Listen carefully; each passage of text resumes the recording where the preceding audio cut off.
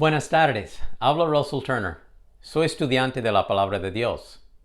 En este estudio vamos a dirigir nuestra atención al último libro del Antiguo Testamento, el libro de Malaquías. Y vamos a ver un estudio titulado Yo no cambio, dice el Señor Dios.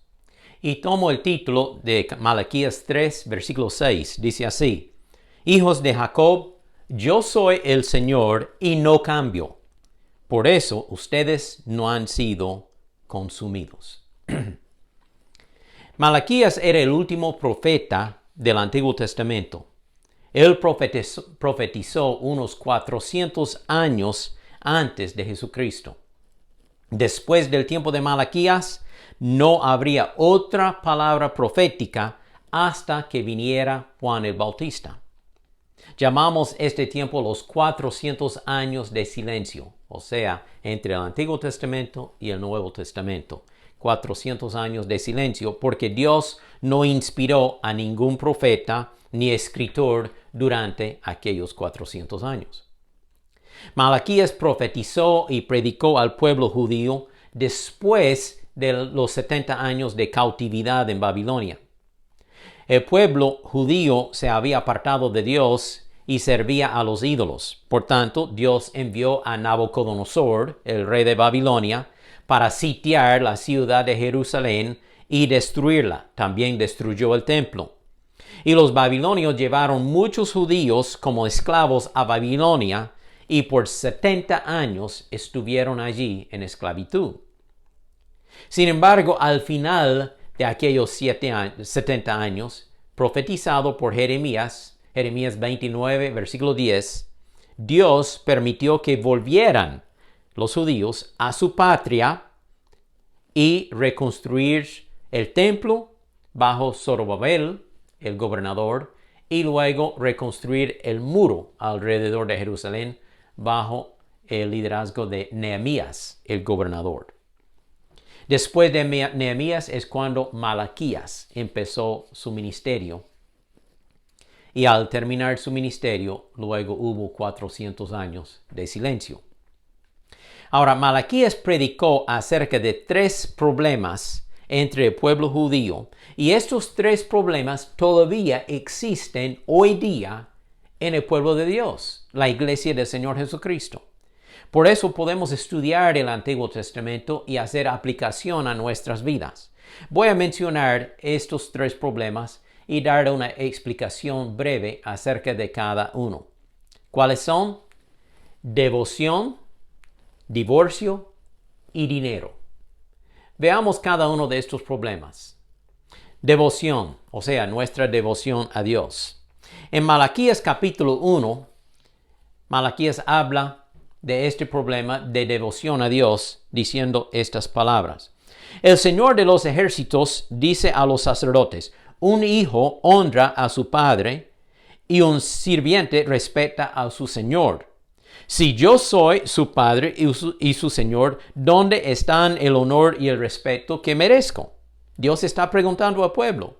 Yo soy su padre, ¿dónde está el honra que ustedes o la honra que ustedes deben darme a mí? Ustedes han tratado mi nombre con desprecio. No obstante, preguntan: ¿de qué manera hemos tratado tu nombre con desprecio? Dice Dios, mostrando su desprecio al ofrecer sacrificios contaminados sobre mi altar. Cuando ofrecen al Señor animales ciegos como sacrificio, ¿acaso no está mal? Dios merece lo mejor y están trayendo los animales ciegos. Luego él dice: ¿y no está mal ofrecer animales lisiados y enfermos? Intenten dar este tipo de regalos al gobernador y vean qué contento se pone. Pues obviamente no estaría contento el gobernador con animales enfermizos, cojos, ciegos. Y luego Dios dice: yo soy mucho más grande que el gobernador. Ustedes dicen: es demasiado difícil servir al Señor. Pero ustedes están presentando animales robados, lisiados y enfermos como ofrendas. ¿Debo aceptar esa clase de ofrenda de ustedes? Maldito sea el tramposo que promete dar un carnero selecto de su rebaño, pero después sacrifica uno defectuoso al Señor. Pues yo soy un gran rey, dice el Señor de los ejércitos celestiales. El pueblo de Israel le ofrecía a Dios los animales cojos, ciegos, enfermizos. Le daban a Dios los sobros y guardaban lo mejor para sí. Ellos guardaban los animales sanos y hermosos para sus propios rebaños y le ofrecían a Dios lo que estaba enfermo, quebrantado, ciego, y Dios se enojó con ellos. Dios merece lo mejor de nuestra vida, los primeros frutos, las primicias. Debemos dar primero a Dios y luego vivir de lo que sobra. Proverbios 3:9 dice, honra al Señor con tus bienes y con las primicias de tus cosechas, y serán llenos tus graneros con abundancia. Ahora hago la pregunta, ¿qué tal su devoción para con Dios? ¿Es Dios primero en su vida? ¿Vale la pena investigar para ver si Dios es primero o si hay otras cosas que son más importantes que Dios? Quizá esta es la razón por qué hay mucho problema en su vida, porque falta en su devoción para con Dios. El segundo problema es el divorcio. En Malaquías capítulo 2, en versículo 3 en adelante, dice así. Claman, ¿por qué el Señor no acepta mi adoración? Les diré por qué, dice Malaquías, porque el Señor fue testigo de los votos que tú y tu esposa hicieron cuando eran jóvenes. Pero tú le has sido infiel, aunque ella siguió siendo tu compañera fiel, la esposa con la que hiciste tus votos matrimoniales. ¿No te hizo uno el Señor con tu esposa? Somos una sola carne. En espíritu y en cuerpo ustedes son de Él. ¿Y qué es lo que Él quiere? De esa unión quiere hijos que vivan para Dios. El resultado de esta unión matrimonial es tener hijos, criar hijos para la gloria de Dios. Por eso, guarda tu corazón y permanece fiel a la esposa de tu juventud, pues yo odio el divorcio, dice el Señor. Otro problema que hoy día de veras vemos por todo lado, tanto en la familia cristiana como entre el mundo inconverso. Hay mucho divorcio. Ahora, el divorcio no es el pecado imperdonable. Dios puede perdonar todo nuestro pecado. Pero Dios dice que Él odia el divorcio.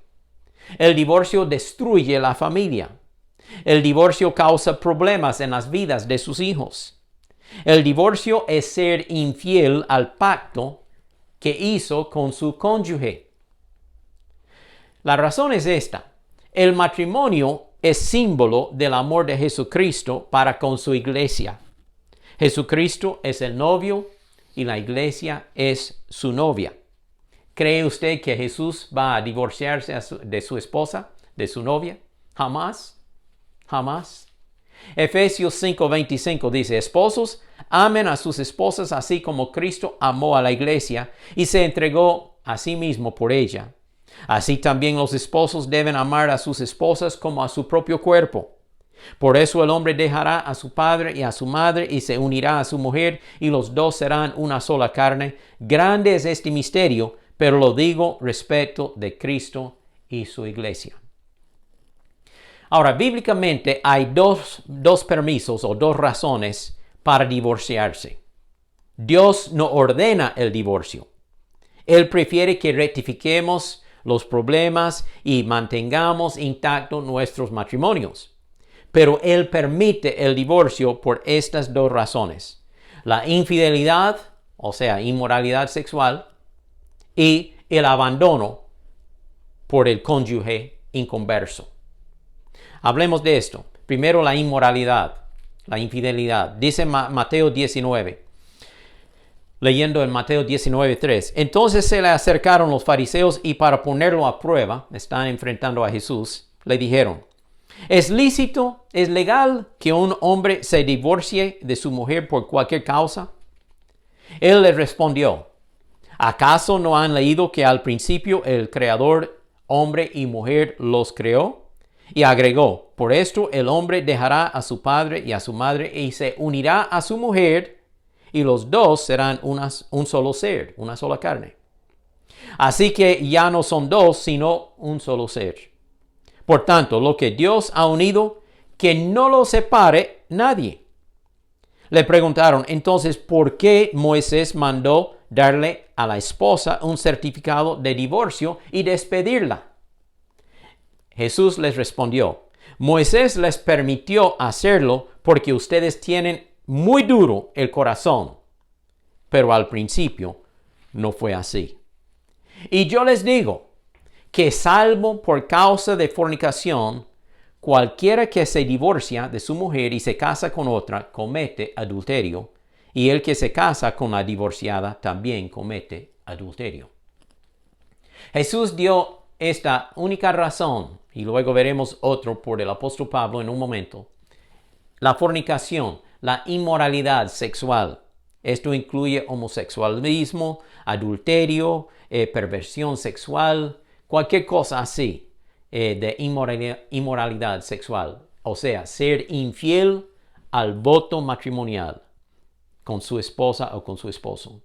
Por esa razón puede divorciarse. Después, en 1 Corintios capítulo 7, habla de la segunda razón por divorciarse, o permiso, puede decir.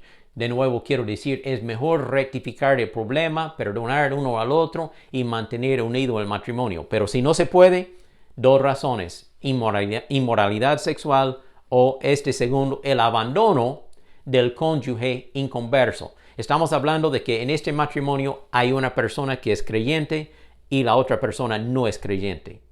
Entonces el no creyente decide irse, quiere abandonar el hogar.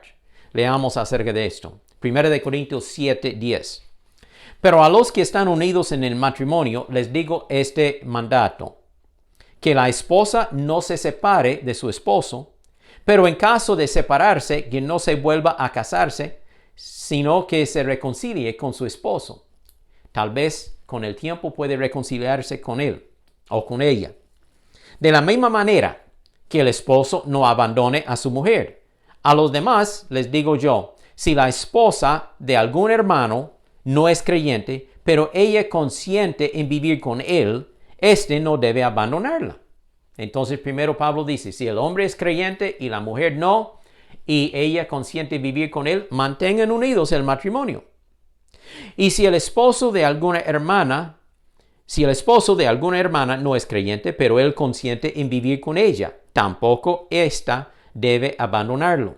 Y viceversa. Si la mujer es creyente, pero el hombre no. Y aunque el hombre no es creyente, él dice, yo amo a mi esposa, aunque ella sea creyente y yo quiero vivir con ella, mantengan intacto el matrimonio. Porque el esposo no creyente es santificado en su esposa, y la esposa no creyente es santificada en su esposo. Si así no fuera, los hijos de ustedes serían impuros, mientras que ahora son santos.